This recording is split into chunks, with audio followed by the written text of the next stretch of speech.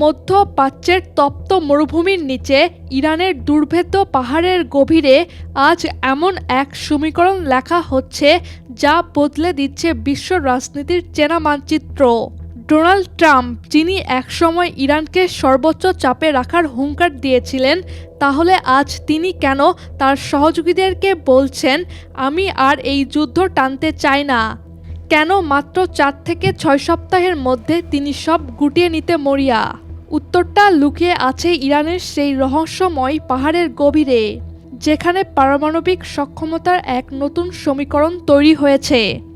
বিশ্লেষকরা বলছেন, ইরান এখন আর পারমাণবিক বোমা বানানোর কেবল প্রান্তসীমায় নেই, বরং তারা এমন এক অবস্থায় আছে যেখানে ঘোষণা দেওয়াটাই কেবল সময়ের ব্যাপার।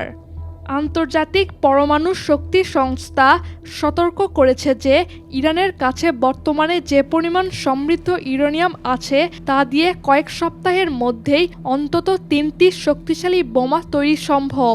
কিন্তু মূল রহস্য ইউরেনিয়ামে নয়, বরং তাদের ডিটোনেশন সিস্টেম বা ট্রিগার মেকানিজমে।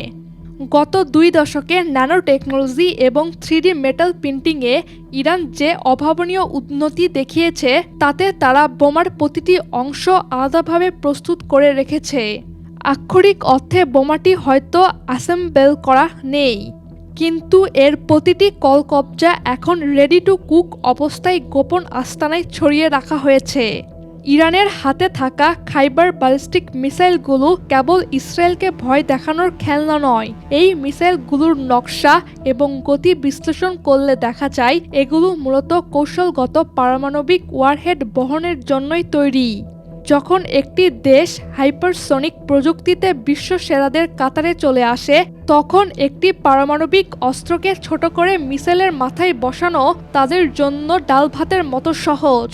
বিশেষ করে ইউক্রেন যুদ্ধের প্রেক্ষাপটে রাশিয়ার সাথে ইরানের যে প্রযুক্তিগত লেনদেন হয়েছে, তাতে মস্কোর কাছ থেকে ইরান এই স্পর্শকাতর রি-এন্ট্রি প্রযুক্তি সংগ্রহ করে নিয়েছে বলেই অনেক গোয়েন্দা সংস্থার জোরালো ধারণা। প্রশ্ন জাগতে পারে, ইরান কেন উত্তর কোরিয়ার মতো একটি পারমাণবিক পরীক্ষা চালিয়ে বিশ্বকে জানিয়ে দিচ্ছে না? কারণ ইরান উত্তর কোরিয়া হতে চায় না। পিয়ংইয়ং পারমাণবিক পরীক্ষার পর বিশ্ব থেকে পুরোপুরি বিচ্ছিন্ন হয়ে গিয়েছিল, কিন্তু ইরান একটি বিশাল ভূ-রাজনৈতিক ও অর্থনৈতিক শক্তির কেন্দ্রে থাকতে চায়। তারা রাশিয়ার সাথে সামরিক জোট এবং চীনের সাথে বাণিজ্যিক সম্পর্ক বজায় রেখে এক ধরনের নিউক্লিয়ার অ্যাম্বিগুইটি বা অস্পষ্টতার নীতি খেলছে। তারা বিশ্বকে বুঝতে দিচ্ছে তাদের কাছে বোমা আছে, কিন্তু কোনো আনুষ্ঠানিক প্রমাণ দিচ্ছে না। এই রহস্যময়তাই বর্তমানে তাদের সবচেয়ে বড় ঢাল হিসেবে কাজ করছে। ইরান কেন সরাসরি সংঘাতে যাচ্ছে না? তার পেছনে কাজ করছে ম্যাড থিওরি।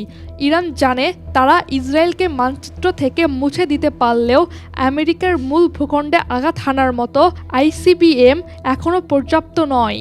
তাই তারা সরাসরি যুদ্ধের চেয়ে প্রথাগত বা কনভেনশনাল যুদ্ধকে প্রাধান্য দিচ্ছে, যেখানে তেলের দাম নিয়ন্ত্রণ করে পশ্চিমের অর্থনীতিকে পঙ্গু করে দেওয়া সম্ভব। তেলের দাম যদি ব্যারেল প্রতি $200 ছড়িয়ে যায়, তবে পশ্চিমের সাধারণ মানুষ তাদের সরকারকে যুদ্ধ থামানোর জন্য চাপ দিবে। ইরানের আসল লক্ষ্য হলো এই অর্থনৈতিক চাপের মুখে পশ্চিমার নিষেধাজ্ঞা তুলে নেওয়া এবং তাদের আটকে থাকা $120 বিলিয়ন উদ্ধার করা।